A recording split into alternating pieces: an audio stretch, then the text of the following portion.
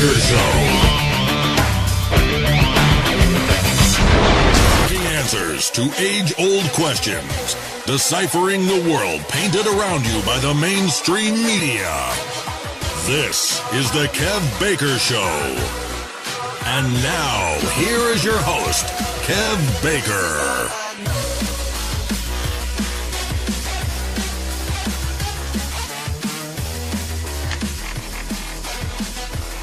Good morning, good afternoon, good evening, everyone. Welcome back. Another broadcast of the Kev Baker Show right here on Truth Frequency Radio, www.tfrlive.com. Hope you're all ready to go. Yet again, another live show here tonight. 2 hours of informative fun and games with our favourite guest, co-host, friend, author, researcher. That's right, it's Wednesday night, so that means I am joining forces with Anthony Patch. And don't forget, you can catch Anthony and me playing his co-host Friday right here in the network as well. I think Tony's fighting with everything on his desk there tonight. Sounds like there's a hurricane blowing through the place in just a moment. But yeah, Tony and I will be back on Friday night for the Anthony Patch Show. Same time, same place, same number one network. And before I forget, coming up after tonight's show, it's going to be an absolutely massive broadcast with Lucky and Dr. Brooks Agnew, because they are going to be having on Mike Berra. Now, Mike Berra is somebody that we might recognise from the Ancient Aliens series. He's also worked very closely with Richard C. Hoagland in the past. So he'll be coming up right after tonight's show with Lucky and Dr. Agnew. But we've got 2 hours with Mr. Patch to look forward to. So before we get into it, we'll catch up with the good man himself. Tony, how are you doing, sir? Very good. Sorry, I always forget how sensitive this microphone is. It's more sensitive than I'm used to, I guess. But really? It's good to have everything plugged in. We're not on the laptop tonight. We're all systems are flying high. Go ahead, bud. I honestly thought somebody had, like, that new game swatted you, where they phone up and say there's something going on at, like, your apartment, and the SWAT team turned up. It sounded like there was a reaction force coming through your door, Mr. Patch. It really did. Well, one of these days it'll happen. These guys are not real happy with me, but oh well, it's the way it goes. And you know, they're not real happy with any kind of people like us, and they've got many ways of messing with us and trying to trip us up. And one thing that they have used to their advantage over the years now when it comes to surveilling persons of interest, like all of us, not just myself and Tony, but all of you, for visiting websites that you do, for listening to networks like this, we've all become persons of interest. And that opens us up to levels of surveillance and things that's just beyond intrusive. And that's where we're kind of going to be starting tonight. Because I've been noticing in the past couple of days a spate of stories coming across the mainstream. And I've used The Guardian's article tonight as an example here. It's something we've known or suspected for some time, but it's right back out there in the public attention right now, because Guardian reports Facebook denies eavesdropping on conversations to target ads again. Now, of course, they're going to talk about this in the kind of way, shape and form of advertising. And we've all been in that kind of, or I think we've all been in that kind of case where we've had a conversation and then maybe an hour or so later when we go to the computer, it's as if magic has occurred, because the ads that pop up on whatever website you go to, it's as if they've been listening to your conversation, because they have been tailored to exactly what you are into. A little example that I was sharing with Tony before the show, I've had a conversation with Anne in the past, and, you know, I can use phishing just as an example of what we were talking about. Then the next time you come log into Facebook or Google or any website, the adverts that are down the side, I mean, they're absolutely all pointing towards that topic. Get your fishing equipment here, go on a boat to go fishing there. Now, how does that happen?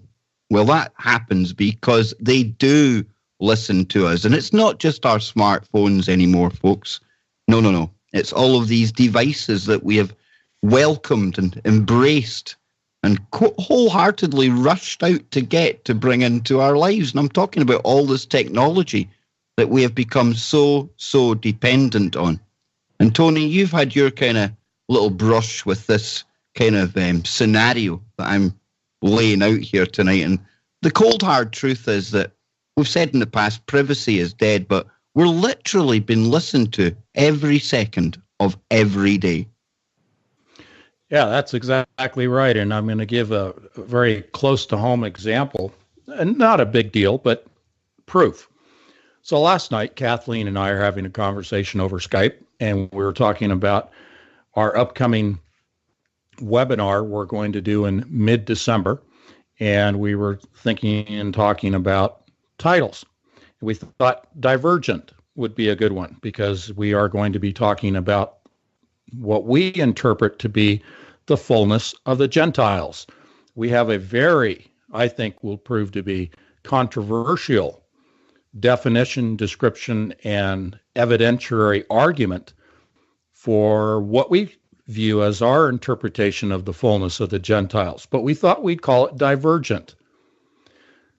So she gets to work, fires up the work computer, not her own. First thing that pops up is an email with a separate tab that says Divergent. Now, we didn't enter anything into any computer last night. All we did was talk about it over Skype, and there it is. So I said, all right, let's change the name to Divergence, G-E-N-C. And I put it on my homepage at anthonypatch.com for the first time. Never put the previous name on the website. And we'll see. We're going to test the system. We'll see if it pops up in our email again. But, that's cold, hard proof. Absolutely, Kev. What you're saying is valid. And we are being monitored through everything. And remember, Monday we talked about something as innocuous as the LED light bulbs, that they are, in fact, receivers and transmitters of millimeter wave 5G Wi-Fi transmissions. So, Internet of Everything, already here, baby. It really is. I mean, this is it's beyond a joke. I mean, it's like the Twilight Zone because this surveillance society that we're now living in.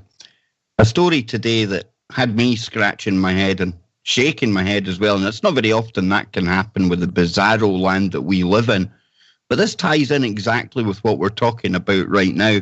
Only what I'm going to go into shows how they're conditioning the children for a society and a life where all of this surveillance is just going to be everywhere, all around them, to the point that they won't have this conversation that Tony and I are having tonight. In fact, they'll probably roll their eyes and say, yeah, of course they're listening to us. It's good that they listen to us, right? Because there's a school in England that has decided, and this is a school called King's Winford School, they've decided to install CCTV cameras in the toilets. Now, they dress this up as being there's a bullying problem occurring in the toilets, and then they go on to say that parents shouldn't be concerned, Tony, because the cameras don't actually cover any sensitive areas where anything sensitive may be seen. So to kind of put that straight then, they're installing cameras to stop bullying, and then they're telling bullies exactly where they can do it without being seen anyway. And for me, this is just another step towards this Orwell's 1984 Big Brother society. And they're getting in about the kids. It's on buses everywhere. It's in schools. It's in libraries. It's in taxis. You can't get away from these cameras, Tony. No, and I think we just need to accept the bold fact that there is no such thing as privacy anymore. And there's no such thing as freedom. It's only the length of the leash that determines freedom anymore. And it's just becoming more apparent because we see the manifestations of this control system through the technology that is proliferating throughout literally now our homes. But really, freedom, it's gone. Privacy, it's gone. So now we have to ask ourselves, what do we do? Can you fight it? No, we're beyond the tipping point. That's just has to be accepted.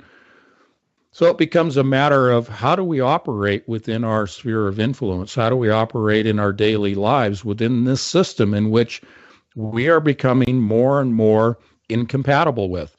And I want to just share just a branch of that discussion, and that is those that are indwelled with the Holy Spirit. If you want to call yourself a Christian, that's fine. That's a common topical name.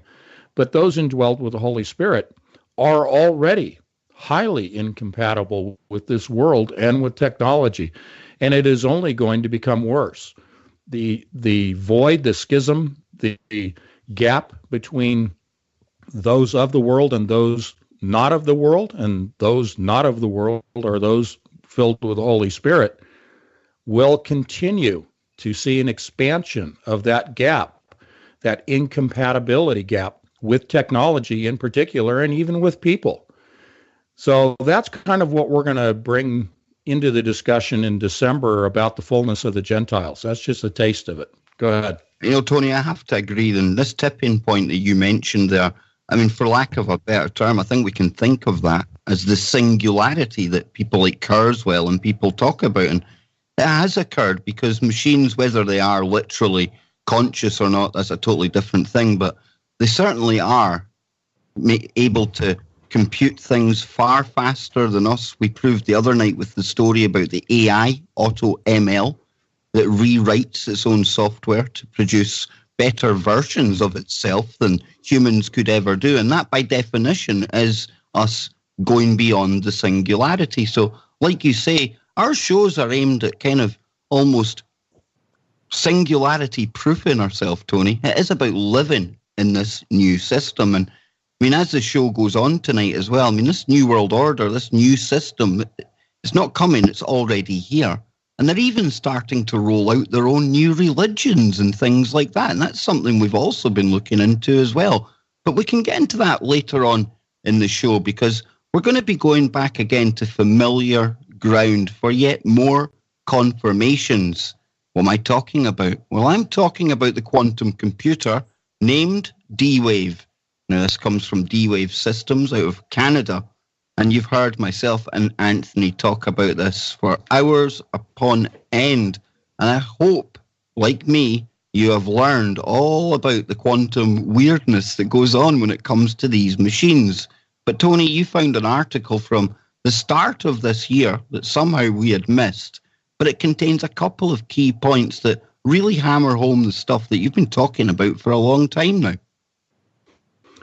Yeah, here to put this in context, they're talking about the upgrades, the number of qubits that they'll be installing in their future models. And I'll just cut to the chase, and that is that they're talking about in January of this year that they will be moving from their 1,000 qubit, which was the D-Wave 2X that came out last year, and the 2000X or 2000Q that came out in January and February of this year. They're talking about the fact that they have a somewhat of a self-imposed limit of 10,000 qubits. So we're down at the 2,000 level right now publicly. And they're saying that because of the wiring, the interconnections that are required using a material called niobium, and we'll talk a little bit more about that material in a moment as it relates to CERN and the LHC. But niobium connections, wiring connections, are limited to 10,000 qubits. And what that means to people is that if they have self-acknowledged that there's a future limitation to the number of connections, that dictates that you need to have an entirely new approach to building qubits. If you choose to go beyond the 10,000 number, then you have to have what I have been promoting, not predicting, but promoting based upon the scientific research into these things, which is the warm and wet qubits, comprised of potassium, calcium, and oxygen. These exist. These are superconducting materials that superconduct at room temperature. In other words, at body temperature. That's why I call them warm and wet qubits. Go ahead. that warm and wet qubits. I mean, that, in my mind, Tony, is a phrase that I first ever heard coming from you, okay? Now, I'm not sure if you've seen the article I sent you today, but it was an article about quantum biology.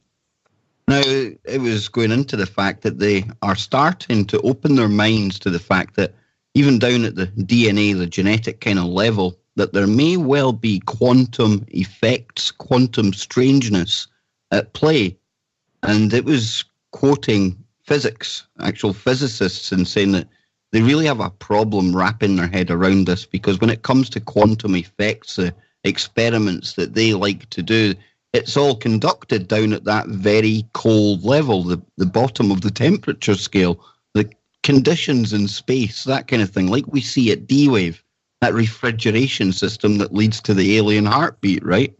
Well, in there, it says that the physicists are struggling to see how any kind of, and it puts quotes, warm and wet qubits would be able to work. So they listen to our show. They listen to everything we say, my friend. I'm telling you, Tony, either that or we really are tapping into some truth vibe that is ready to come to the fore. And you, my friend, you are absolutely dialed in. But these quantum effects, and it's a really good article, we'll get into it some other night, but this is talking about switching on and off genes and the randomness of things and possibly how they can actually manipulate that. So it's something we can get into at a future day, Anthony. But more back, or going back to this actual article here, something that jumped out of this article for me that acted as confirmation again, not that we needed it, because we've already seen CERN representatives, D-Wave representatives making a presentation at CERN about something that Anthony introduced to us all called the Boltzmann machine. Now it says here, and I'm just going to quote somebody and it'll become clear why this is a confirmation. It's talking to somebody from CERN and it says, quantum computing is a new tool, says Novotny. So part of what we're doing is just trying to figure out how we can use it. Now he works on machine learning algorithms known as, and we really need a drum roll here, Boltzmann machines, used to study patterns in online traffic and identify cyber attacks. So, Anthony, here we have one of the boffins at the start of the year at D-Wave, who just happens to be a guy that works on machine learning algorithms, better known as Boltzmann machines. Now, how people can say that we're way off the mark when we say Boltzmann and D-Wave are one and the same, it's beyond me. Yeah, again, a Boltzmann machine, to define it, it's not a machine, it's a mathematical process. It's specifically, these are self-learning, self-teaching, self-correcting is more correct to call an algorithm self-correcting. When it is teaching itself or teaching another AI system, a Boltzmann machine is a recursive neural network process, meaning recursive is that it is circular. It continues in an endless loop to seek out errors and to correct those errors so that it doesn't repeat them, but also so that it understands how the system arrived at the error in the first place. Well, let me throw something in I think will help to even explain this further to the audience, because we covered AlphaGo that played the Chinese game of Go, and then they came up with AlphaGo Zero. Now, I would think that AlphaGo Zero then is the perfect public example of this Boltzmann algorithm, because it took itself, it created a copy of itself and kept on learning from the mistakes it was making without any human interaction whatsoever, Anthony, to the point where it was beating the old AlphaGo machine 100 times to 0. So this, to me, this self-learning, self-correcting, learning from mistakes it makes in prior versions of itself, that for me is exactly what we're looking at when it comes to DeepMind's AlphaGo Zero. Absolutely. And, you know, the thing that we need to keep in mind at that 30,000 foot bigger perspective, bigger context of things is that what we are presenting to you sounds like it's tip of the spear information. Keep in mind that this is the release of public information. Now, it sounds very conspiratorial, but we're fed information only that they want us to know about. And then we come on the radio and we talk about it in terms of being the latest and greatest, earth-shattering news about AI or any other topic. But they're well advanced beyond the things that even we present. And most people are behind you and me, Kev, in terms of understanding or being exposed to the information that we present to our audience. But even though we're tip of the spear, it's still information that is old in terms of what is hidden from us. So from 30,000 feet, what does all this mean? It means that AI is so pervasive now beyond anything we're aware of. When we talk about the capabilities of D-Wave's computers, and we'll get into some of the nuts and bolts of that a little bit more today, but when you consider the amazing power of quantum computing, you have to apply that to AI because they work in lockstep. You cannot have one without the other. At the leading edge of AI development and applications, it is all operated at the quantum level. It is not run by transistor-based systems. That's lower level AI that it uses transistors. What I'm getting at here, folks, is pretty much whatever you think or imagine that AI is doing in your world, with your computers, with your software systems, with your social media, it's way beyond anything that you can even imagine in terms of surveillance, learning about your behavior, and taking advantage of and going to the realm of predicting human behavior, which goes to the end point of controlling human behavior. We're going to talk about some of the neurological control mechanisms that Kev shared with me in an article today, where we're, again, going to drill down deep. We're going to look at the nuts and bolts because it's always important to know how are these things actually operating. But again, I'm going to finish this off. AI is well beyond anything you will see even in the peer-reviewed published white papers that Kev and I are reading. Go ahead, sir. It's beyond what we could even imagine, Tony. If I was to sit down and make some kind of sci-fi outline for a book or something, I mean, I don't even think I would be able to come close to what they've probably got in these black programs and the world of these projects that we hear nothing about. And before we do move on, we're almost coming up to the break anyway. I think we might have another little confirmation nugget in this article, and it's all about reading between the lines. And the other night we were showing how Volkswagen and D-Wave had hooked up to the Beijing transport network to try and figure out better transport routes. Well, if you believe that's why they were working together, okay, fair enough. But personally, I think that was a test of all the hardware and the firmware and all the stuff, that the infrastructure coming out of China with the quantum entanglement. And maybe, just to confirm this, Tony, in this same article, they're quoting somebody from the University of Texas.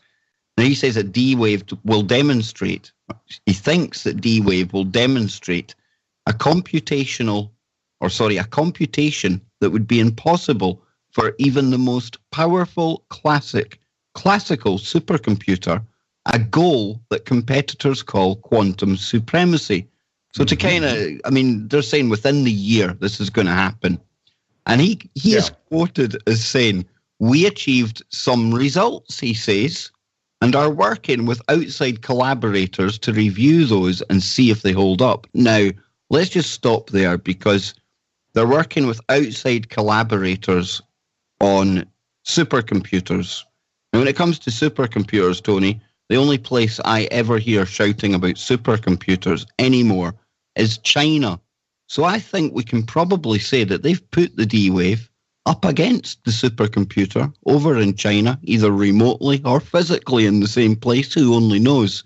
But again, yet more confirmation that when they hype up this threat coming from the Chinese AI up against our AI and things like this, in the background, they're all working together.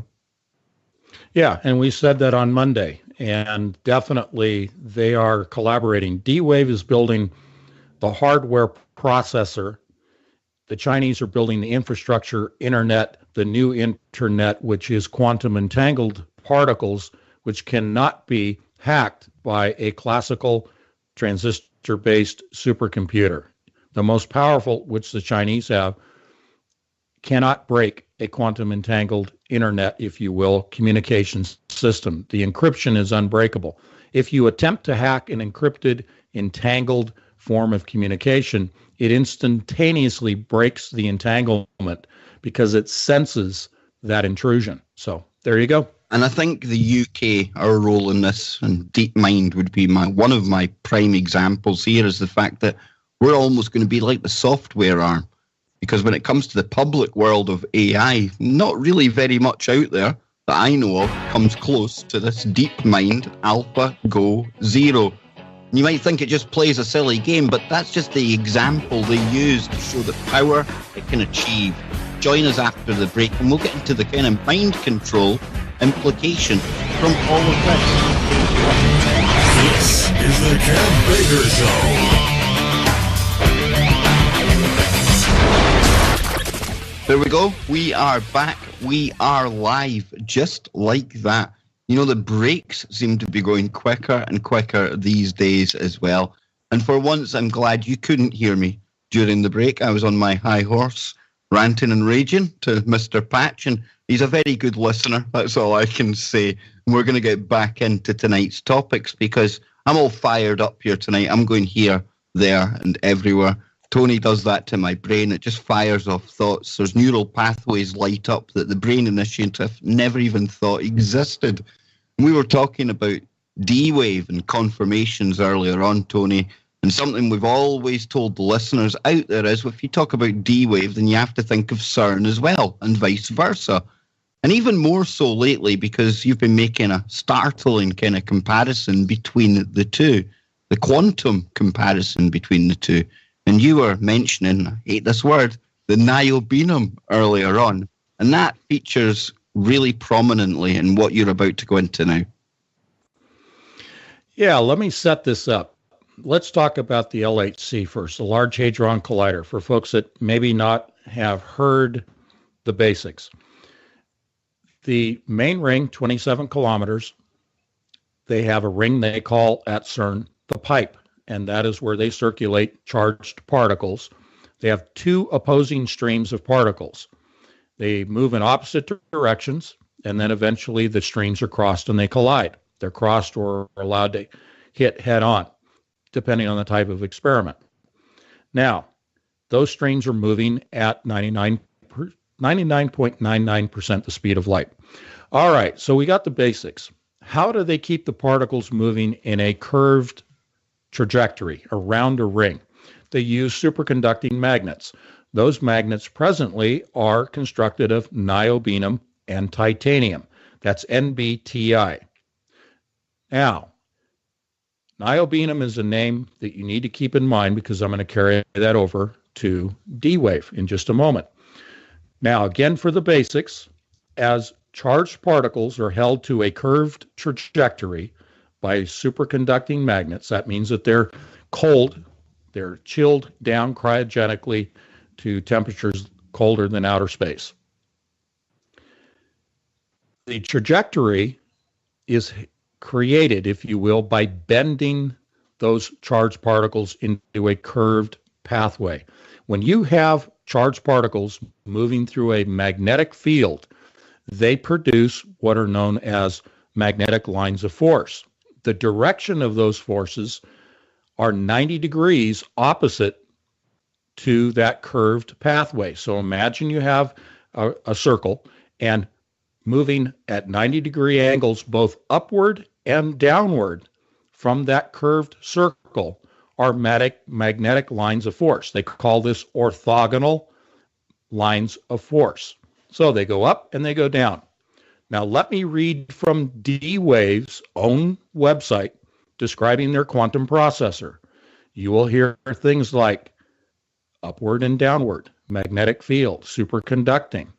Okay, so I'm going to read it. The D-Wave quantum processor is built from a lattice of tiny loops of metal niobium, each of which is one quantum bit or qubit. When niobium is cooled down below 99.2 Kelvin, it becomes a superconductor and starts to exhibit quantum mechanical effects. By circulating current either clockwise or counterclockwise, the superconducting qubit emits a magnetic field pointing downward or upward, encoding a logical 1 or 0. During quantum annealing, current flows clockwise and counterclockwise simultaneously. This enables the qubits to be in a superposition state. That is, both a 0 and a 1 at the same time. At the end of the quantum annealing cycle, the qubit collapses into one of the two states, either a 0 or a 1. Now, that is a very quick description of the mechanics of the quantum computer. It's telling you at the end of the quantum annealing cycle, when the qubit collapses, it produces a 0 or a 1. That means it comes up with a solution. Now, there's a lot more to this, but I'm trying to make a focused point. The mechanics within the qubit, the mechanics within the chipset, oppositely traveling electrons, charged particles, held to that circular pathway by superconducting magnets. It is identical at the quantum scale of the qubits and the macro scale of the 27-kilometer ring at the LHC. If both are producing orthogonal lines of magnetic force pointing up and pointing down, therefore you now have at the LHC pointing up and pointing down a 1 or a 0, which collapses into one of two states, producing either a 0 or a 1, which, as I said, produces the solution to a problem. By definition, the LHC is a very large quantum computer. There you go, sir. This is utterly fascinating, and this just builds more upon what we were talking about the other night. And I still, Tony, for some reason, my mind keeps going to the fact you talked about the amount of these particle accelerators that you had at least found out about being approximately 110. And that's very close to 128. And we get into this the other night, I understand that, but for some reason my gut's telling me they're trying to build a massive global scale quantum computer, or at least qubits entangled with one another around the planet. Absolutely concur with you, because the 128 number, 128, is the number of qubits in the very first commercially sold available quantum computer from D-Wave. Now, you take 128 and you double that. Use the power of 2 and you advance through the model numbers. It's very simple, okay? That's where I came out to 16 models of the computer based upon their core foundation of using geomancy, which is 16 variations to the system of geomancy. The point about the qubits is they are all of these quantum computers. Despite the fact that there are multiple models, okay, they've sold the 2000Q, which is on the 2048 chipset. That's the fifth model. They have sold multiples of the fifth model to NSA, Google, all the way down the line. Those are all, hang on one sec, those are all networked together. They're all daisy chained together, because otherwise operating in parallel dimensions, which are in the multiples of thousands of parallel dimensions, they, just like the AI that's in your phone, if you put two AI phones together, they begin to argue with each other. Same thing would happen with these quantum computers from D-Wave. So they have to be networked, daisy chained together. Take that out to the fact that all of these synchrotron particle accelerators around the world likewise have to be networked, daisy chained together so that they're compatible. But wait for it, they're also, as I think you were just about to say, my friend, they are also, the colliders are networked with the D-Wave computers. We said that briefly on Monday, but I'm reinforcing it tonight.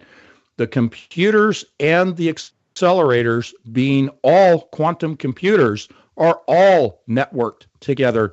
They have to, otherwise they go into conflict. Go ahead, sir. And that conflict is something myself and Scotty and you were talking about the other night as well, because myself and Scott, anyway, we definitely believe if you had this one AI that has been used to and it's been trained on adversarial networks, it's always used to having another AI out there, one it competes with. So it stands to reason if these were individual units, they would want to literally go to war with each other. But we mustn't take D-Wave at their word. And the reason I say that is because it's publicly accepted that companies like NASA, the NSA, and Amazon, and Google, we know they've got a D-Wave. But how many other governmental organizations and companies out there chose to sign NDAs, non-disclosure agreements? And are we to believe, honestly, that D-Wave have only sold to maybe at the most 10 companies? I mean, Tony, the number of D-Waves that could be kicking about out there, especially when it comes to government alphabet agencies, we could be into maybe into the double figures anyway, plus maybe approaching the triple figures. Yeah, and let me even build upon that and build upon what I said about the 16 models. Look, there is no way they're limiting themselves to just the fifth model, the 2048. In fact, this article that we were just citing indicated that they were going to go to the 4,000 level within 2 years. Now, the article was published in January of this year. They said in 2 years they will go to a 4,000 qubit, where they're now at a 2,000.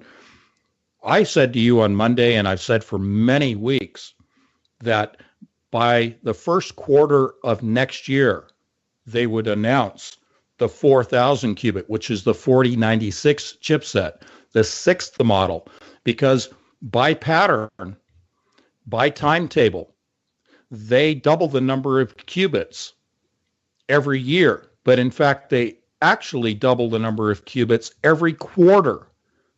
Okay, and they've been releasing commercially in the first quarter of each year their new model. So I believe first quarter next year, 4,000 qubit 4096 chipset will come out. They will not wait an additional year. The article, I think, is purposefully misleading people. So watch for that early next year. But they have gone all the way to the 16th model. There's no way you can convince me otherwise. The advancement, the rate of advancement, this is not Moore's law, every 18 months doubling the number of transistors. We're talking about what they call internally at D-Wave, Rose's law, after Gordy Rose, of doubling the number back around the 512 model, which was only the third model, 512 qubit, the third model. In 2013, they were talking about doubling every 12 months the number of qubits. But then they said also that itself would be cut in half and cut in half again. So the closest I've been able to determine is the number of qubits double every 3 months. Therefore, they'll be on track for first quarter next year with the 4096, the 4,000 qubit chipset. Go ahead. You scare me. You really, really do, because I'm sat here. I appreciate nobody can see the paper that I doodle on. That's how I kind of keep track of where I'm going, because my mind goes here, there, and everywhere. And I'm writing down, talk about Moore's law, tell the audience to forget that, and think about Rose's law. And you covered all of that in that little kind of monologue there, Tony. But something to add to that, in that same article, I mean, they're talking about the fact that they're admitting that they're looking at building models way beyond 10,000 qubits. And we know that because they're talking about the kind of manufacturing and the technical problems that they had that would limit them to 10,000. And they're openly discussing the fact that they're planning going beyond that. And that's why they've changed the construction of the chipsets themselves. And Tony, that again, for me, it confirms all of the things that you've been saying in the past. They're going way beyond anything they're talking about in the public arena. Yeah, they're definitely into the warm and wet qubits. I read a paper, 3 years ago, talking about the fact that they were going to go to room temperature qubits that would be equivalent to a human neuron. So we're going to get into an article about human neurons here and mind control. But the point here, folks, is that they'll tell us a whole bunch of stuff for public consumption, even in the scientific journals like Science and Nature. But even that is dumbed down. You actually have to go to the white papers going back in history. What we typically do is go 3, 4, and 5 years back into the journals to see what it is that's actually going on today. That's the key to the research. You go back to where they didn't hide it as much, where they didn't obfuscate it, where they're making predictions and extrapolating their present research 5 years ago to the future. Well, today's the future based upon the relevancy of those articles. Now, it is my contention. Yeah, just to add to that, I mean, this is almost like the scientific version of when we see people like Brzezinski, that is past now, but one of his early books was talking about everything that we're living through today. And these elite cats, they publish all of their plans in books and publications and things because they honestly look upon us as being animals. And we're that naive and that stupid and that ignorant that we won't read their works anyway. And this is exactly what Tony's saying happens in the world of science. And I've seen it myself now. Because when you do go back in time and look at what they've been talking about, it's absolutely everything that's here today. All the stuff that you might think we speculate on. No, it's something that they've thought about a long, long time ago. That is very true. And back in 1970, Brzezinski was talking about the fact that they already had in existence a computer in Europe. He didn't specify where. He said in Europe that they called the beast, and it was numbered 666. Okay, this is his own words in his own book, in his own publication in 1970. Back in 1966, they had a transistor-based supercomputer that they considered to be artificially intelligent in 1966, and they called it by the name ELIZA. Okay, so this isn't stuff that we make up. We look at their own information. Now, going back to Brzezinski saying that they named the computer 666 and called it the beast in Europe. Well, what do we attribute the internet, the founding of the internet to? Well, CERN. Why? Because they had the largest array of servers to analyze the data that was produced by their collisions. And they had to share that data with laboratories around the world so that they could determine whether or not they had achieved their goals. Now, that was the beginning of the internet, was the sharing of data from collisions. Now, in 1989, supposedly, the internet was founded. Well, that's a bunch of nonsense. The internet existed back in the 60s so that they could distribute this data from collisions. Therefore, when they talk about Brzezinski in 1970, a beast supercomputer in Europe, well, it's not hard to figure out where that is. It's where the largest collection of servers exists. Thank you very much. That's CERN. Really easy to put the pieces together. CERN has always been the beast system. And what better place to put it than above the site of Apollo's temple, Tony? You could not make this stuff up. If this was in a Dan Brown novel, people would think it was the stuff of fairy tale and legend, but this is the real world we're describing here. And no matter what topic it is you're looking into, folks, go and look at what the kind of experts or the elites were saying about that subject you're looking into in the past, because you will find out everything you need to know about the present and the future that is rapidly approaching, because that's what I've found. You can look at I think it's John Holdren, the eco-science book, where he's talking about, spiking the water, bringing down the sterility rates, stuff like that. Well, that's the world we're living in now. Good or bad, that is where we find ourselves. They hide things in plain sight. Mm-hmm. But there's a new term, a new technology that I want people to become familiar with. And when I read over this today, I emailed Anthony back and I said to him, this is something we're going to have to learn more about. And I am talking about something called trans-tango, Anthony. Talk to the audience about trans-tango technology. I could twist that around and I would probably get thrown off the air if I really said what I want to say about trans-tango. Okay? I'll say this. It sounds like a bar. So what is this new novel technology called trans-tango? Trans-tango? Is it like an apple that's dressed up as an orange or something? I don't know. You might have to put a wig on it. here we go then. So, and that, we're joking and laughing, but this is a very serious topic because the implications from this technology could affect literally every single one of us, Anthony. Yeah, and we are talking hormones, folks, and we are trying to keep a straight voice about this. But this has to do with neurons. This has to do with what are known as starter neurons, triggering proteins. This is where they are putting in a trigger protein into a brain. And in the article, they're talking about, flies, the brain of a fly. But it isn't hard to extrapolate this into human applications. What they're talking about is putting a triggering protein, a starter neuron, into the brain that then allows them to turn on and turn off neurons at will. Okay, they color code them, red and blue. They look at them through an MRI machine. They're looking at the brain's synapses, and with these trigger neurons, with these proteins, these are hormone proteins. This is a glucagon hormone that is used as a trigger device.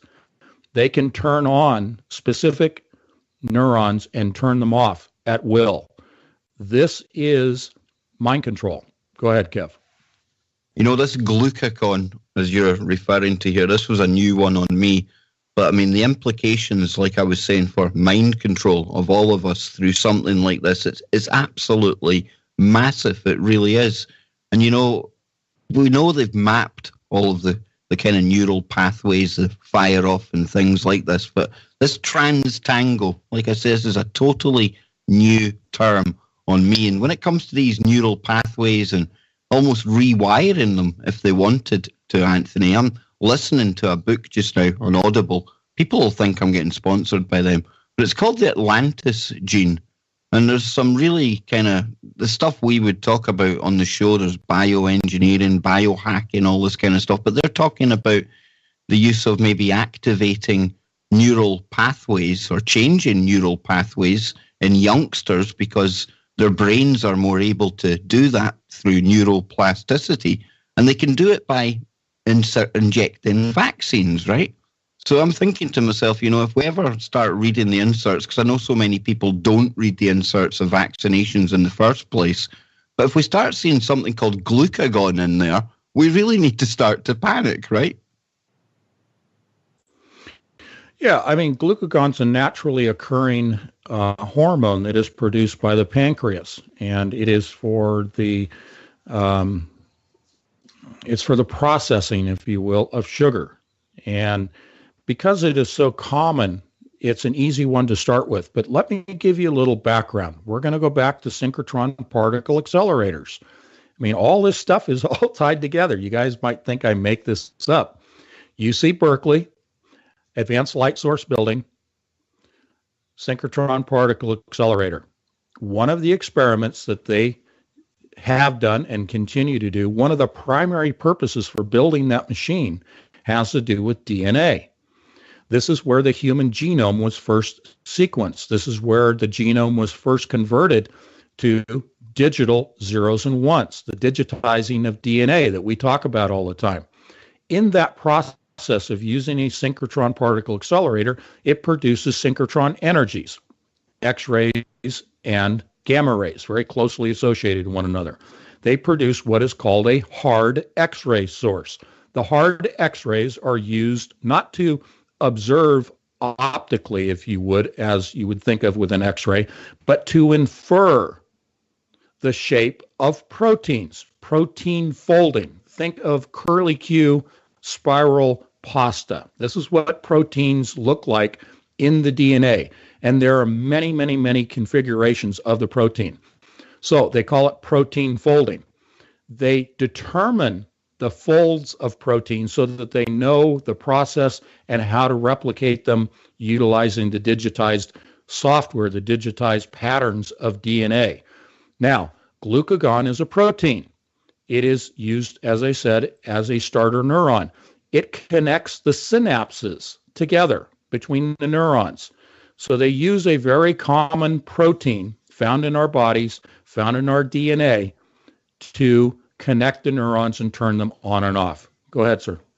So, I mean, if they're able to activate or shut down neurons at will, I mean, there could be literally someday, Tony, when something happens that normally we would get quite angry at, we would react to, but literally they could dumb us down to the point where we won't even have those neurons firing off in the first place.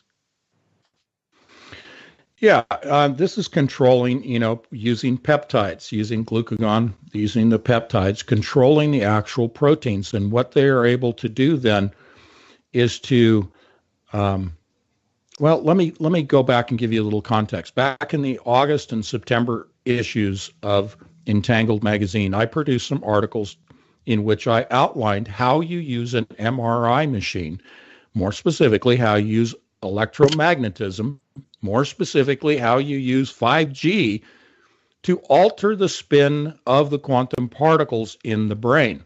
Now, utilizing this protein, utilizing these peptide hormones, using glucagon, you can do this without using an MRI machine. You can do this chemically.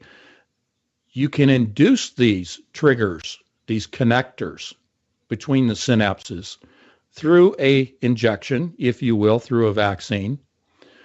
But you can now more readily control the spin of those quantum particles at a macro scale. You don't have to go to the quantum scale. You can use a low power 5G system to actually manipulate the turning on and the turning off of the neurons, provided these specific customized peptides are already in the human brain. So it's a matter of having injected in the first place. Wow. Join us after the break for more on this with Anthony Patch. Check out his work, anthonypatch.com. We'll be right back. This is the Kev Baker Show. Hour number 2 already right here on the Kev Baker Show with me, your host, Kev Baker, coming to you from the UK's first ever smart city of Glasgow. Yeah, I'm really proud of that fact. And obviously tonight I've got with me the man himself, Anthony Patch. And I urge you all to go and check out Mr. Patch's website, because, Anthony, it is looking absolutely delightful. It's like one of Tesla's new motors, very sleek, flawless. It's looking great, man. Well, thank you. I do have a developer that's doing the hard, heavy lifting for me, but I add a couple of things in there, like a link to your website now. And that gives me an opportunity to mention another link that I posted at the bottom of my landing page. And I want to do a big shout out. This is one of my most prolific contributors of research, because a lot of things that I bring to you are not things that I've discovered on my own or that Kev has shared with me. But I really encourage the audience to send me articles. And Julie Holcomb, and she's given me permission to use her full name. Julie Holcomb has a eBay store, and I would appreciate it if you would take a look at it. Go to my homepage, go down to the bottom. You'll find the link for Profit Outfit. That's PROPHET, profit, just like a prophet, OFFIT, OFFIT. Just go to the link, click on it, go to eBay, take a look at her vintage items that she has for sale in there. She doesn't financially support me, and I'm not asking her to. She sends me something more valuable than money, and that is the research that she just pours out. It is amazing, Kev, where she finds these things. She's a better researcher than I am. So I really want to acknowledge her efforts that really are not for you and me, Kev. This is for the audience. So I ask the audience, please do the right thing and support her. Go to anthonypatch.com, click on the link, and go to her store on eBay. And she's got some really fun stuff in there. I took a look around in there, and I'm going to do some Christmas shopping. Well, there you go, buddy. I'm going to check that out, definitely. But your website, it really is, whoever's responsible, Tony, no matter, because it's looking absolutely brilliant. It really is. You can find that anthonypatch.com, all of his books on there. I even see you've got them up in print version as well And I think I'm definitely going to have to indulge because I'm old school. I do like the audio books, I admit that. But I also like to sit down with pages and text as well. I'm one of those dinosaurs. Now then, before we get back into it tonight, I'm excited for Lucky, see her in the chat room there, and Dr. Brooks Agnew, because after tonight's show, they will be live with Mike Berra. Now, Mike is somebody that's featured on Ancient Aliens in the past. He talks about all things space and woo. He's worked closely with Richard C. Hoagland as well. So please stay tuned. As Whistles would say, dinny touch that dial. And talking of Whistles, I was actually texting with him earlier on. He was at work. This is his last day before his holidays, folks. So hopefully, fingers crossed, the man himself will be back tomorrow night. So Anthony, let's get back into this because I know there's a couple of things that you want to round off before we move into some AI stuff that I was looking at today. Well, let me just backtrack a little bit. Another shout out. You know, Entangled magazine comes out the first of the month. Today's the first of the month. The November issue is out. Thanks again to Robbie and Cheryl at SE Studios. Again, go to the bottom of my landing page, anthonypatch.com. You'll see the link to SE Studios. They have a full range of services from publishing like they do for me to music production, which they do music videos for big name music groups all around the world. They do video editing as well as music editing. They do voiceover. They're fully capable production studios. Been in the business for 30 years. So again, Robbie has produced the music for my show on Fridays. He's a big contributor to the Kev Baker Show as well. And SE Studios, you can get at anthonypatch.com. I endorse them. They're the ones that have been producing Entangled magazine since June, do an absolutely phenomenal job of putting it together. All I do is write the articles. Kev writes articles. We have a number of contributors. I want to do a shout out to Paul this month. Again, one of the major contributing authors and his group called the Alpha Team. The Alpha Team has some phenomenal information every month, this month as well, in Entangled magazine. Please support the research that we do by subscribing to Entangled magazine at anthonypatch.com. So again, Robbie, thanks, my friend, and Cheryl, his wife, fabulous creative work that they do putting that magazine together. All righty. So well, I'm going to derail you now, and I'm going to backtrack, right, Tony, because you know you've put Rob and Cheryl back into my consciousness there. And there was a few weeks ago, might be a few months ago now, who knows the way time goes, but I was struggling to find a guest. I can't remember who had cancelled, but Rob had offered to step in, right? So maybe the show we do next week, or one of the shows we do next week, we should have Rob and Cheryl, or Rob or Cheryl, or whatever combination of the two, turn up and join us for an hour, 2 hours, and we can shoot the breeze with one of our very, very close associates and very long-time listeners. Well, let's just put him on the spot. Let's put Robbie between a rock and a hard place, because his name in the chat room is Rock Robster. All right, Rock, how about Friday? You and Cheryl, come on with me and Kev. Let's do it. Let's have some fun on Friday, shake things up. You can ask us anything. It'll be like one of these Reddit Ask Me Anythings sessions for Baker and Patch. He can be the voice of the audience, Tony. We might get interrogated Guantanamo style, but I think it's going to be good. I really look forward to that if Rob and Cheryl, or Rob or Cheryl, could join us. So, Tony, without any more derailments, let's get back into this. Well, we're kind of doing, the Wayback Machine here to really bring in some ancient history. We were talking about adversarial AI on Monday. Scotty had spoken with you the previous week about it. Let's talk about adversarial AI. Why is the AI set up in this application and installed in robots that argue with each other? Why are they adversarial? And why is it that they do not collaborate, compromise? Why don't they reach a win-win solution, which is what humans typically try to do when they are negotiating? Well, the adversarial AI does not want to give up its position, does not want to collaborate. It does not want a win-win situation. Why is that? Because it needs to come up with the definitive answers. It must come up with the most perfect solution to a problem that it possibly can. They call it adversarial, but really it's recursive. Again, it is this whole Boltzmann machine process of looking at all possible solutions at once, simultaneously, which is exactly what D-Wave does with its combinatorial optimization programming. Its software is optimizationally driven, meaning they look at all probable solutions simultaneously to arrive at an answer. Another way of talking about that is adversarial. It simply means that they have to find the most perfect solution possible. And they do that in the cyclic process of recursively learning from its mistakes until it comes up with perfection.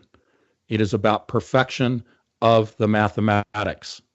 So that's why they're adversarial. It isn't to get into a conflict. It is so that they come up with what they consider to be the ultimate answer to whatever given problem that they've placed in that AI system. I want to underscore again, folks, when you think leading edge, tip of the spear, most advanced AI, you have to be thinking about D-Wave computers and the Large Hadron Collider as well. Now, why is the LHC a computer? Well, it is accessing parallel dimensions. Again, underscore this. It is accessing parallel dimensions, exactly as D-Wave is, by their own admissions. Does that mean that CERN has opened the portal to the bottomless pit? No. Are they communicating with the other side? Absolutely. And I wanted to underscore that. Thank you, Kev. And, you know, just to kind of add to that, think about DeepMind, the company I always harp on about over here in the UK. I mean, they were just a startup that Google came along and spent millions, possibly billions on. Now, what did Google own? Well, Google own a D-Wave. So it should be no surprise then that when you look at DeepMind's progression, the curve that they're on, yeah, that they were a very kind of encouraging and a startup that people were taking note of. But ever since they teamed up with Google, and people might say, well, it's the money they've poured in. I think not. I think it's the algorithms that they've now fed into a D-Wave quantum computer that is absolutely tailored. It needs an AI to make it work, to get the full kind of function out of it, Tony. It needs something like DeepMind to write the software, so to speak.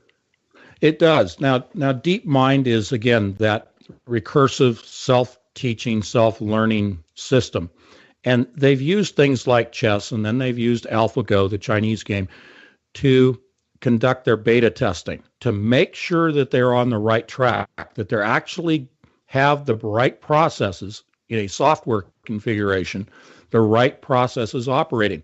The same thing that D-Wave did in its beta testing with facial recognition, with traffic pattern recognition.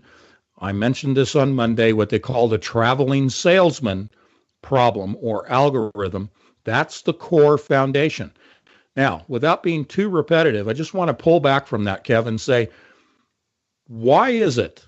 I mean, you observe the same things I do in terms of the media coverage on Google, Facebook, etc. Why is it in these discussions of the eavesdropping by Facebook on our conversations? Why is it in the discussions of Google censoring and Facebook censoring social media? And we covered this on Monday. Why is it in all of these discussions about all these hot button topics that everybody's getting all excited about?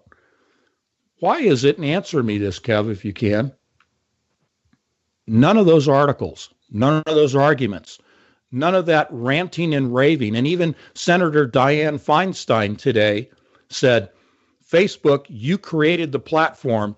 You need to do, in her words, something about it.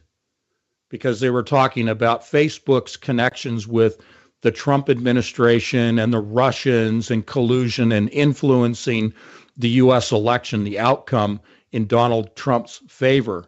This is what Feinstein was ranting about. She was saying Facebook has to do something. I hate it when people say something. Be definitive. If you've got a problem, come up with a definitive solution. Don't just say you got to do something. Anyway, that's a sidebar. My point here is they're ranting and raving about social media platforms and that they need to control what's going on their platforms. Well, they never, Kev, mentioned D-Wave. They never mention the fact that all these platforms are using quantum computers. Why is it that they never talk about D-Wave? And we're the only ones, really, Kev, in the alternative media that get down and dirty and definitive and down to the very absolute core operating systems of D-Wave and make the connection to the LHC. Nobody talks about D-Wave when they scream about Facebook. Because they do not want to name the actual system. And I've noticed something else that adds to this as well. Anytime they do talk about D-Wave or even quantum annealing as being a way of quantum computing, they always, absolutely always, without fail, unless it's coming from D-Wave themselves, they poo-poo it. They even call into question whether they're taking advantage of quantum effects in the first place. And this is despite everything that you can go and learn for yourself online. They are absolutely a quantum computing company. But all of this put together, the fact that they never mention it, the fact that anytime they do dare to mention quantum annealing, they rubbish it, they are trying to steer people away from the main game in town. It becomes quite obvious, you know, the more you don't talk about something, that in itself is evidence that maybe there's something there we should be looking at. And that, for me, is why this is happening, Tony. But I've been noticing something over on YouTube lately, and you'd mentioned censorship there. And I myself right now, and so many others, you included, are dealing with the demonetization censorship that is going on. We are taking part in helping and adding to the machine learning of the AI algorithms that are flagging our videos.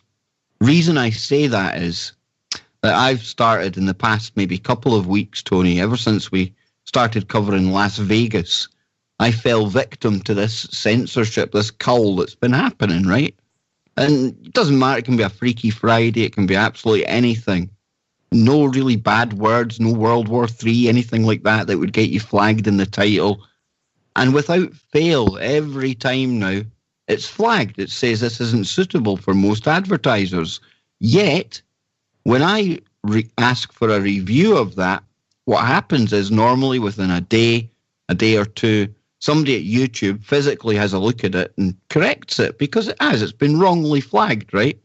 And this isn't one of these self-learning AI systems yet. This is something that obviously the algorithm is very new and it's still got that human coming in to correct its errors. But again, it'll be learning from that. So every time I flag a video, in reality, I'm helping to build the algorithm that's going to be unleashed to close us all down. Yeah, and I don't think people should be too concerned about the AI systems, and I say that in plural, learning from us. You know, it's like, oh, I don't want to feed the problem. I don't want to feed the machine. Look, folks, it's so pervasive now that we are feeding it no matter what we do. Okay, literally, no matter what we are doing in our everyday life, everything now, because we are fully immersed in the 5G system that operates the sentient world simulation, which is operated by D-Wave's computers. So this is why in the November issue of my Entangled magazine, the cover of the magazine is D-Wave. I put one of their computers on the cover because virtually the entire issue, except for the things that Paul and his Alpha team have put in, I wrote a whole series of articles this time specific to AI, specific to mind control, specific to D-Wave. All of this AI needs to be broken down and understood, and that's what I've done. is to try to give you the operating systems in very short articles, bullet point articles, so that you have a greater understanding of just how pervasive all of this is. So, Kev, yes, a basic AI system is monitoring YouTube and Facebook, and it is censoring. It is learning from us, and it will only get worse. The censorship is ramping up, as I said at the beginning of the show. We are incompatible with the AI system, and that incompatibility will only continue to be exacerbated. Absolutely. And we're on the subject of AI. And I came across an article today. Again, I love this website, futurism.com. It really is. It shows you just where the mainstream are when it comes to pushing the ideas and everything to do with artificial intelligence, all the stuff we talk about on here. And I've often said in the past that, you know, when we do have that first artificial general intelligence, not the Siri, not the one I'm talking about on YouTube that can recognize if a video is dodgy or not, but the one that we recognize from the Hollywood movies, this all kind of knowing, all learning, self-replicating one. And when this does get switched on, and I believe it already has been somewhere, it'll be the end of scientific invention, music, literature coming from humans, right? Because this machine, it will always get better and better and better. We've already seen how AI can compose music and things like that. And I found a short video here. Can't remember the gentleman's name. I'll give it to you after it. But the title of this, bang on exactly what I said. Humanity's Last Invention, the Artificial General Intelligence. Take a listen to this. Mathematician I.J. Good, back in the mid-1960s, introduced what he called the intelligence explosion, which in essence was the same as the concept that Werner Vinge later introduced and Ray Kurzweil adopted and called the technological singularity. What I.J. Good said was the first intelligent machine will be the last invention that humanity needs to make. Now, in the 1960s, the difference between narrow AI and AGI wasn't that clear, and I.J. Good wasn't thinking about a system like AlphaGo that could beat Go but couldn't walk down the street or add 5 plus 5. In the modern vernacular, what we can say is the first human-level AGI, the first human-level artificial general intelligence, will be the last invention that humanity needs to make. And the reason for that is once you get a human-level AGI, you can teach this human-level AGI math and programming and AI theory and cognitive science and neuroscience. This human-level AGI can then reprogram itself, and it can modify its own mind, and it can make itself into a yet smarter machine. It can make 10,000 copies of itself, some of which are much more intelligent than the original. And once the first human-level AGI has created the second one, which is smarter than itself, well, that second one will be even better at AI programming and hardware design and cognitive science and so forth, and we'll be able to create the third human-level AGI, which by now will be well beyond human level. So it seems that it's going to be a laborious path to get to the first human-level AGI. I don't think it'll take centuries from now, but it may be decades rather than years.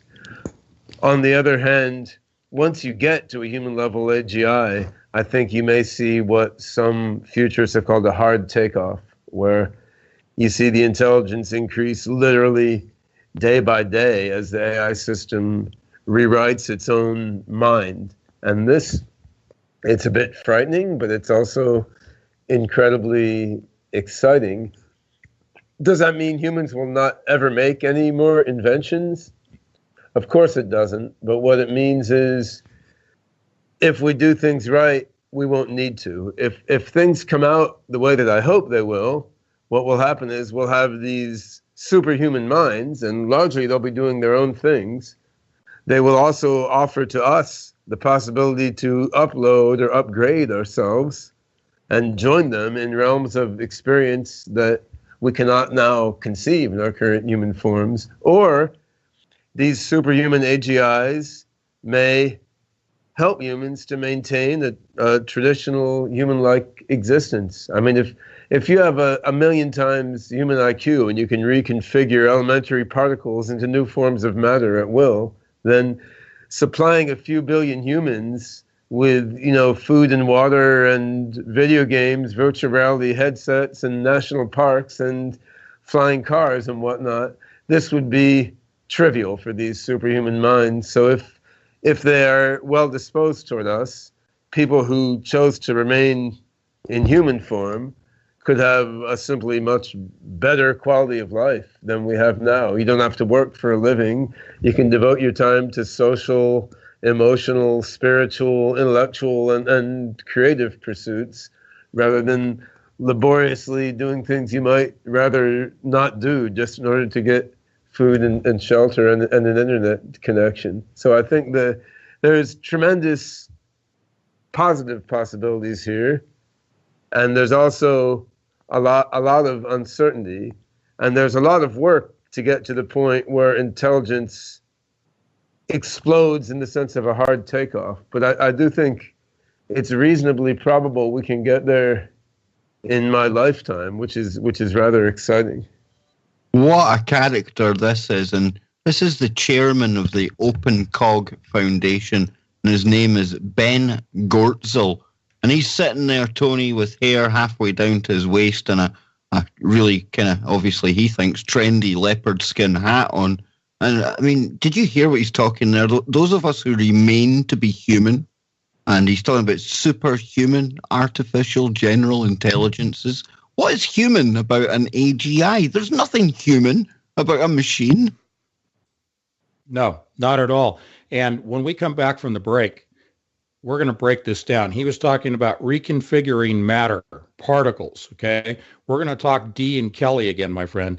We're going to talk about the power of two, the advancement of AGI, how quickly it can advance, because I'll show you by comparing to the advancement of qubits in D-Wave, how quickly AGI will double in its advancement, okay? So when we come back from the break, we're going to take this all apart and show the audience the nuts and bolts. You see, Tony, I knew this video, this little presentation here from this character would inspire thought from you, because this is the kind of, he's a very good example of the world of mainstream science and the way that they view this upcoming utopia that he was laying out there, where we can upload ourselves to enter realms with the artificial general intelligence that, just as normal pesky humans, we would never, ever be able to experience. Oh, my word. More on this after the break with Anthony Patch. I can't wait to hear him ripping this dude a new one. Stay tuned. We'll be right back. This is the Kev Baker Show. Welcome back, everyone. Kev Baker Show, moving into the final segment right here. But don't go anywhere after tonight's show finishes, because Lucky has got an amazing show lined up on quantum connections. She's got Dr. Brooks Agnew and author, researcher Mike Berra coming on the show as well. Think ancient aliens, Mars bases, moon bases, and all the good stuff like that. Well, that's all coming up after tonight's KBS, right here on your number one network, www.tfrlive.com. And I've got an equally great author with me tonight, researcher Anthony Patch. You can find his work over at the new souped up website, anthonypatch.com. And Tony, today, November the 1st, where is this year going to? But that, of course, coincides with the release of the new Entangled magazine. Let the listeners know how they can get a hold of that, Tony, before we get into ripping apart this crazy physicist dude. Thank you. Yeah, it's at anthonypatch.com. Just click on the subscribe button there, and it's only $24.99 for 12 issues. We average about 100 to 130 pages. These are basically books, folk. And it's not just me. It's a platform for other people as well, like Paul and the Alpha team this month. Huge contribution from them. We're really focusing on AI. So D-Wave is on the cover of the magazine, as I indicated to you earlier. Let's get into this whole thing because he's talking about artificial general intelligence. This is all new age, the perspective. This is about joining with the machine. This is about entering a new realm, as you said before the break, Kev. Go ahead and give me your thoughts, and then I'm going to break it down into the nuts and bolts. And as Phyllis said in the chat room, we're going to need a spanner for this one, baby. No, absolutely, because this guy, he's like the antithesis or the antithesis of what we always put out there, Tony. And he's almost welcoming this utopic nightmare or dystopic nightmare, as I like to think of it, where you can upload yourself to the cloud. And I've often referenced that fictional city of light that turns up in the show, The 100. And it's exactly what this character's talking about, where you can escape to another realm totally created by this artificial general intelligence where you feel no pain. You're in a kind of utopic state all the time. It's all bliss. It's all singing kumbaya. Everything's great, right? But it's virtual. It's false. It's a fake reality. It's artificial. But it allows you to escape from your mundane lives down here because, I mean, us pesky humans, I mean, we're not designed to explore these other realms like the AI superhuman minds can. And of course, like he says, when he says for people who choose to remain as just mere humans, I mean, I'm paraphrasing him there, but Tony, this is everything or the opposite of everything we talk about. It is. And I always try to give the punchline, the conclusion at the beginning and backfill. So here's the conclusion. This is control. That's all it is, plain and simple. This is to control. They are deceiving you. They're putting bait out so that you'll take the hook. The bait is saying you'll never have to work again, as he said, that you can pursue the arts, you can pursue music and whatever else you want to do. That's to lure you in. And once you take the bite of the bait and you're hooked, once you allow yourself to become part of this computerized system, I mean, it's bad enough. We've already laid it out to you that there is no freedom. There is no privacy. But if you take the mark of the beast, as my perspective, I tend to put it that way, if you take the mark of the beast, you plug yourself into the beast system that already exists, you lose control. You lose your sense of awareness. You lose any sense that you've even changed. You won't even know that you've been changed. And what are you changed? What are you controlled as being? What are you relegated to? The serf class. You're a slave, and you don't even know that you're a slave because that awareness, that context of where you fit into society is lost. So don't be fooled and don't let other people say, oh, this sounds like nirvana, something we talked about on Monday. We kind of do a play on the words, but the idea here, folks, is they are trying to sell you a bill of goods by putting all this out that technology will solve all the world's problems. We've talked at length about the sentient world simulation. They want you to be uploaded into something that you are already represented as a node and given an avatar. Every single person on the planet, look at the 2006 paper out of Purdue University. Look up Purdue Sentient World Simulation. You can read it for yourself. Everything that I just said. So this is a bill of goods to control you and to create the serf class. What is going on in terms of the power of the artificial general intelligence, in terms of its rate of advancement? I will give you this. It is a doubling of its power as it teaches another AI, as it creates another AI. The power of 2 is an exponential acceleration of the advancement of AI. How can I say that? Because it parallels the system that runs the AI, the advancement of the number of qubits in the D-Wave computers that runs the artificial general intelligence as well as the tip of the spear levels of AI. Their rate of advancement of the number of qubits on the chipsets is a power of 2. That is your exponential growth. So they are up to the 2000, which is the 2048 chipset, the Model 5. I have said to you that they are already at the 16th model. I'm going to show you how quickly you can run from 2048 qubits at the 5th model, applying the power of 2, You run up to the 16th model, okay, and you end up with 4,194,304 qubits. And those are warm and wet qubits, as we've outlined before. From the 10th model to the 16th are all warm and wet qubits. They're no longer based on niobium material. That's the exponential growth of qubits. Parallel that with the exponential growth in AI, and that is where you can look at the numbers and see how quickly AI will teach and replicate itself into further and further advancements of the AI, out of control of human ability to even comprehend what these AIs will be capable of. So the big question from 30,000 feet, Kev, where's the off switch? Well, you see, even if you were to install some kind of off switch, it would be rendered useless anyway, because quite early on into the game, this AI, as it was learning, it would see that this off switch poses a very, very real problem, because anytime it gets to a certain stage, it finds it resetting. So we've seen the chatbots that develop their own kind of spoken language to deceive the actual humans that were there and things. So like we know about AIs, and this guy said it himself, it rewrites itself, and I would imagine it will rewrite itself in its own code that we couldn't even access the back door that we put in there to control it in the first place, Anthony.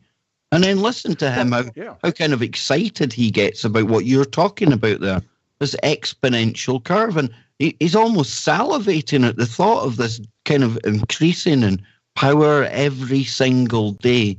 And this is where this nightmare scenario that Musk and so many others, this out of control AI, because with no control over it, no off switch, as you put it, and the fact that it just keeps getting better and better and better, I mean, where does that lead to?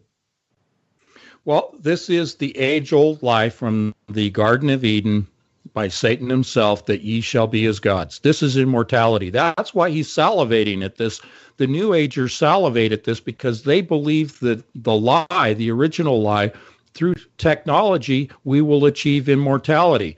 Now, the form of immortality that they're proffering, that they're putting out there, is machine-based immortality. The uploading, as crazy man Ray Kurzweil is always talking about, is achieving that singularity of merging man and machine. So he's all excited because he thinks he's going to be immortal. This is what the crazy guys over at CERN and at D-Wave think.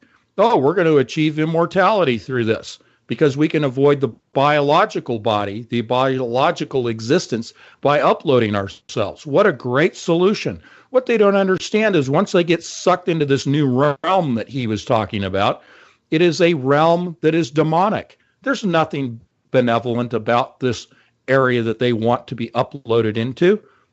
Why would it be benevolent towards humans? Humans, in comparison to AI, are quite stupid.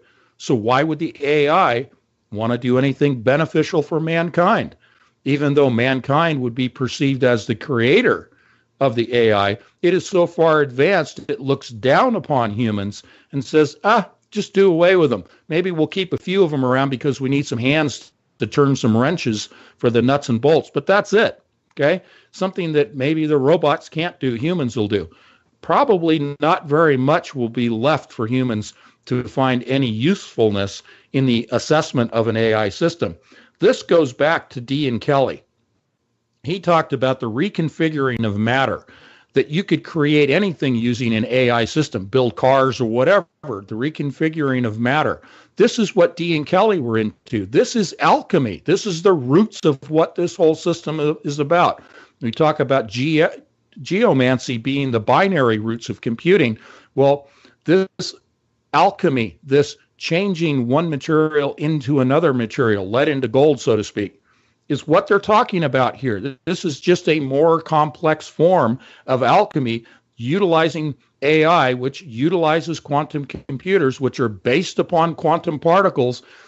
They are obtaining the information that is mathematical, that then determines geometric configurations of matter. When you have the geometry of the elements, you then have the ability to configure those elements in whatever geometric shape you want thus creating whatever product or material or device that you want. It is all the same thing that Dee and Kelly were promised and that they practiced in alchemy, taken out to an exponentially huge endpoint of manipulating matter into whatever they want.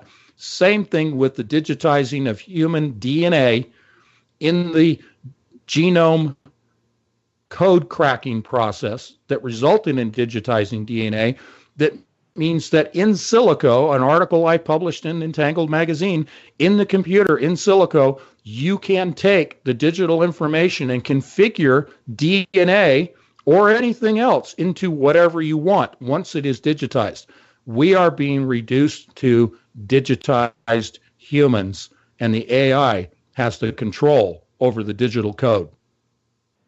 You know, you can just picture it, all these elite cats when they're coming to the end of their days. It's not too much of a stretch of the imagination. It'll be some suitcase device that sits beside the bed, and they literally, at the last moment, their thoughts, that digital pattern, that electrical kind of signal from their minds will be turned into ones and zeros in some attempt to actually live on forever. Really, that sounds like something out of one of these sci-fi movies I would watch, but it's probably closer to reality than even I would like to accept.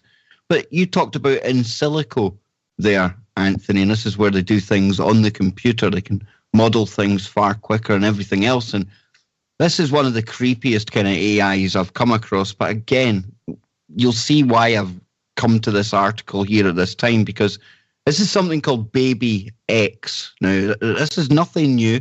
This has been about for a couple of years, actually.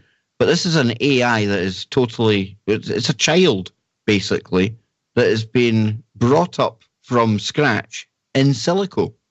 And what do I mean? Well, it says here that in the admittedly futuristic discipline of simulated artificial life form, or ANIMAT, research, Baby X is perhaps the most ambitious project to date. Its creator, Mark Sager, has chosen no less a goal than simulating the neural machinery of an infant human in silico, a milestone that many pundits had predicted to still be many decades in the future. The advent of Baby X brings a host of moral and philosophical questions regarding artificial life. What are our duties and obligations to silicon-based life forms? Do they have rights akin to our own? And what, if any, legal status will they possess? And for the audience, what I'm really describing here, what this guy has done is he's taken the mapping of the human brain from places like the Brain Initiative and stuff like that. And he's modeled that in silico. He's put all of that information into a computer, and then with graphics, he's wrapped a human boy around it. And what this AI does, Tony, it watches your facial expressions, and just like any child growing up, it is slowly learning as it goes. And it has to be one of the creepiest things I have ever seen in the time we have spent kind of researching all of this stuff. And again, it's that in silico. It jumped out at me when I came across this, because this is something you've been talking about for some time as well. The fact that they do all of this on the computer, they perfect it, and then they know exactly what to bring out into the real world. Very true. I published an article in one of Clyde Lewis's magazines back in 2013 called In Silico DNA. In silico means in the computer, in the software, in the silicon chips, okay? And that had to do with DNA, the digitizing of DNA that I go on and on about. I published my first book, Covert Catastrophe, in 2013, the second one, 2048 Diamonds in the Rough, in 2014. In both books, I talk about in silico DNA. This, again, has to do with the particle accelerators, the protein folding, the digitizing of DNA. What they're doing is they're simply taking the process of digitizing DNA and digitizing the neurons in the human brain. The neurons come from the DNA. So it's very easy if you can manipulate DNA in the computer. In other words, you can take the patterns and rearrange them into a new biological life form. They'll say, oh, we're doing it to cure cancer and Alzheimer's. Okay, again, that's the bait for the hook to get you to be comfortable with the advancements of science that they say are all for benevolent reasons. Nonsense. We're here to tell you that it is all for nefarious reasons, which I said was for control. So specifically, they can take the DNA, manipulate it in a computer program, and look at the outcome much faster than they can do biologically with, say, a petri dish type of process. You can run thousands of iterations in the computer to determine what the outcome, the most perfect outcome would be. And now we get back to the adversarial AI systems, seeking the most perfect solution to a problem. The recursive AI is to build the perfect brain. It is to take the DNA that creates the neurons, that enables the connections of the synapses, so that you can create a warm and wet qubit-based quantum computing brain that is artificial because you build it in silico in the computer. You run the iterations utilizing quantum computers and the self-teaching, self-advancing AI systems for the purpose of developing the perfect brain, warm and wet qubit brain. It is not about uploading in a transhuman scenario, uploading your brain into a hardware system of computing, which is what Ray Kurzweil from Google keeps talking about. No, what they're talking about is creating a biological brain, a counterfeit of the human brain, using quantum computers, recursive neural network processing of AI advancing, so that they can build the perfect copy of the human brain. That warm and wet qubit, biologically built in silico designed computer brain is what they want to be uploaded into. A biological brain, not a hardware computer. Whoa, just imagine. I mean, it's really quite easy to understand this whole in silico thing, because think of the money and the attempts it would take to practice all of that in real subjects, actually bringing them about, creating them, whereas you can do all of this for none of the cost on the actual computer. And it, like Tony says, like magic, it'll come back with the best and working model it can come up with. And that in turn cuts out a whole heap of research and development time, Tony, where you don't have to do trial and error and stuff like that, because all of that's been negated. You're given the perfect model to build. That is absolutely correct. And so when they talk about a baby, that they're building a baby brain, well, that's just telling you, here's the tip, here's the hint of what we've already accomplished. Okay, I've already said from the 10th model to the 16th model are all warm and wet qubit-based computers. To the 16th model, up to 4 million qubits. I don't think the audience quite grasps the full impact of what I'm saying. So I'm going to be a little bit repetitive. And even I, Tony, this is a hard one to wrap our heads around, because, and it is a huge point. It really is. And I mean, just think of that, this biological quantum computer that they're and I know you've been telling me about this for some time, but I'm sure, like the audience out there, it's even hard for somebody like me to try and picture that, Tony. Well, it is. And you have to go back to a touch point that Gordy Rose gave us from 2013 with the 512 model. He said the 512 model, which was only their third model, had the equivalent processing power of 7 billion human brains. Okay? That's only with 512 qubits. I'm talking about now out into over 4 million qubits. We cannot even begin to understand the equivalency in the number of billions of human brains. I've got it at the 16th model, equivalent to 14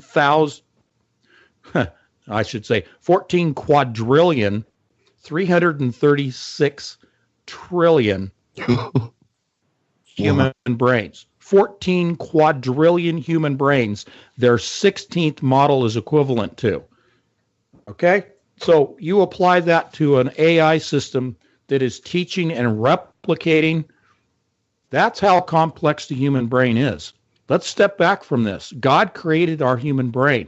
They are trying to create a counterfeit. The human brain is even more complex than their 16th model. That's the best that they're going to be able to counterfeit. That's the end point. We are already, our brains created by God are beyond the 16th model, but they can't advance beyond that. That's where the line is drawn, because that's as far as geomancy, which is what their system is based upon. Geomancy only goes to the 16th iteration by a power of 2. They can't go beyond that. That's God's limit. There's the limit. There's where the line is drawn. It'll be very powerful, but it will never achieve equivalency to the human brain. And, you know, Tony, they could even, I mean, if it was possible, they could build up to the 32nd model, and the thing they would never, ever achieve, for me anyway, is consciousness. They'll never get that spark that we all have within us. They won't have a soul. Absolutely no danger you can have some kind of digital soul.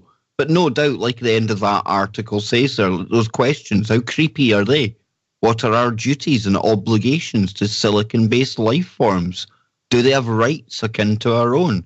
And what, if any, legal status will they possess? And they're going to anthropomorphize these machines, these algorithms, as much as they can, because in a way, it will be us that gives it consciousness, Tony, if we are willing to believe it's like us, only a superhuman. Consciousness is spirit bound, and we have said so many times you cannot separate the spiritual from the physical. They only have the physical. They are devoid of God's spirit. Therefore, they will never achieve the consciousness that we have that is created by God. What's left then? It's the consciousness of Satan. So if you want to upload yourselves into a computer that's based upon the consciousness of Satan, the spirit of Satan, have at it, baby, because you know where that leads. And, you know, this is why, for me, we're really living through one of the most interesting, it's a horrific time in history as well. But when we're coming this close, Tony, to literally breaking through portals into the dimensions where these entities, these demonic hordes actually reside. I mean, when you look at how the story of the human story has progressed, even since the kind of it turned 0 AD after Christ and everything like that. I mean, never at any time have we been this close to seeing all of these kind of things from the other side coming into our reality. They're literally opening portals to them right now. So, I mean, we are at this tipping point, because there's not much further we can go into some future where we don't experience this kind of apocalypse where everything comes together. That's very true, and I would just want to let people know mid-December, we haven't set a date yet, but we're going to do the fullness of the Gentiles. Okay, Divergence, the fullness of the Gentiles. It is a definition and explanation unlike anything you've heard of anywhere in mainstream theological discussions of the fullness of the Gentiles. We have a completely new perspective on it that I think you're going to find fascinating. Kev, it's been a great show. We're going to have Robbie and Cheryl on Friday, along with you and myself. I think we're going to have a great time. I've even told Rob in the chat to bring some tunes along. We'll get some music going. There'll be a little party we have going on the Anthony Patch Show this week, I think, Tony. Yeah, we got to lighten up a little bit. I think we've done enough beating up on AI. Exactly. And, you know, I'll probably be criticized by people for not addressing the situation that has gone down in New York. But, folks, like I always say to you, and you're probably sick of hearing me say it, is the fact that I really haven't had time to look into it. So I'm not going to take any position on it. Not yet, anyway. So until next time, and remember, Anthony's back on Friday night, same time, same place. Wherever you are, and a woot woot to you, Rockin' Rob, in the chat room as well. Keep it TFR. God bless you all. This is the Kev Baker Show. Seeking answers to age-old questions. Deciphering the world painted around you by the mainstream media. This is the Kev Baker Show. And now, here is your host, Kev Baker.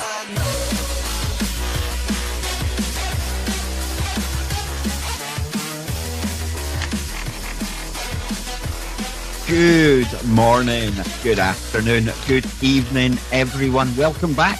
Another broadcast of the Kev Baker Show right here on Truth Frequency Radio, www.tfrlive.com.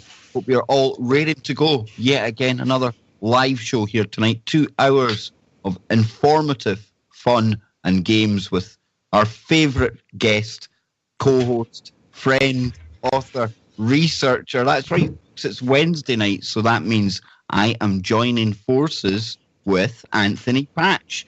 And don't forget, you can catch Anthony and me playing his co-host Friday right here in the network as well. I think Tony's fighting with everything on his desk there tonight. Sounds like there's a hurricane blowing through the place in just a moment. But yeah, Tony and I will be back on Friday night for the Anthony Patch Show. Same time, same place, same number one network. And before I forget, coming up after tonight's show, it's going to be an absolutely massive broadcast with Lucky and Dr. Brooks Agnew, because they are going to be having on Mike Berra. Now, Mike Berra is somebody that we might recognise from the Ancient Aliens series.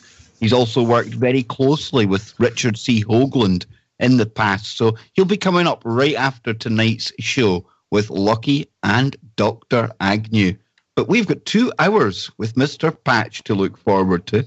So before we get into it, we'll catch up with the good man himself. Tony, how are you doing, sir? Very good. Sorry, I always forget how sensitive this microphone is. It's more sensitive than I'm used to, I guess. But it's good to have everything plugged in. We're not on the laptop tonight. We're all systems are flying high. Go ahead, bud. I honestly thought somebody had, like, that new game swatted you, where they phone up and say there's something going on at, like, your apartment, and the SWAT team turned up. It sounded like there was a reaction force coming through your door, Mr. Patch. It really did. Well, one of these days it'll happen. These guys are not real happy with me, but oh well, it's the way it goes. And you know, they're not real happy with any kind of people like us, and they've got many ways of messing with us and trying to trip us up. And one thing that they have used to their advantage over the years now when it comes to surveilling persons of interest, like all of us, not just myself and Tony, but all of you, for visiting websites that you do, for listening to networks like this, we've all become persons of interest. And that opens us up to levels of surveillance and things that's just beyond intrusive. And that's where we're kind of going to be starting tonight. Because I've been noticing in the past couple of days a spate of stories coming across the mainstream. And I've used The Guardian's article tonight as an example here. It's something we've known or suspected for some time, but it's right back out there in the public attention right now, because Guardian reports Facebook denies eavesdropping on conversations to target ads again. Now, of course, they're going to talk about this in the kind of way, shape, and form of advertising. And we've all been in that kind of, or think we've all been in that kind of case where we've had a conversation and then maybe an hour or so later when we go to the computer, it's as if magic has occurred, because the ads that pop up on whatever website you go to, it's as if they've been listening to your conversation, because they have been tailored to exactly what you are into. A little example that I was sharing with Tony before the show, I've had a conversation. GENC, and I put it on my homepage at anthonypatch.com for the first time. Never put the previous name on the website. And we'll see. We're going to test the system. We'll see if it pops up in our email again. But, you know, that's cold, hard proof. Absolutely, Kev. What you're saying is valid. And we are being monitored through everything. And remember, Monday we talked about something as innocuous as the LED light bulbs, that they are, in fact, receivers and transmitters of millimeter wave 5G Wi-Fi transmissions. So Internet of everything, already here, baby. It really is. I mean, this is it's beyond a joke. I mean, it's like the Twilight Zone, because this surveillance society that we're now living in, a story today that had me scratching my head and shaking my head as well. And it's not very often that can happen with the bizarro land that we live in. But this ties in exactly with what we're talking about right now. Only what I'm going to go into shows how they're conditioning the children for a society and a life where all this surveillance is just going to be everywhere, all around them, to the point that they won't have this conversation that Tony and I are having tonight. In fact, they'll probably roll their eyes and say, yeah, of course they're listening to us. It's good that they listen to us, right? Because there's a school in England that has decided, and this is a school called King's Winford School, they've decided to install CCTV cameras in the toilets. Now, they dress this up as being there's a bullying problem occurring in the toilets, and then they go on to say that parents shouldn't be concerned, Tony, because the cameras don't actually cover any sensitive areas where anything sensitive may be seen. So to kind of put that straight then, they're installing cameras to stop bullying, and then they're telling bullies exactly where they can do it without being seen anyway. And for me, this is just another step towards this Orwell's 1984 Big Brother society, and they're getting in about the kids. It's on buses everywhere, it's in schools, it's in libraries, it's in taxis. You can't get away from these cameras, Tony. No, and I think we just need to accept the bold fact that there is no such thing as privacy anymore, and there's no such thing as freedom. It's only the length of the leash that determines freedom anymore, and it's just becoming more apparent because we see the manifestations of this control system through the technology that is proliferating throughout literally now our homes. But really, freedom, it's gone. Privacy, it's gone. So now we have to ask ourselves, what do we do? Can you fight it? No, we're beyond the tipping point. That's just has to be accepted. So it becomes a matter of how do we operate within our sphere of influence? How do we operate in our daily lives within this system in which we are becoming more and more incompatible with? And I want to just share just a branch of that discussion, and that is those that are indwelled with the Holy Spirit.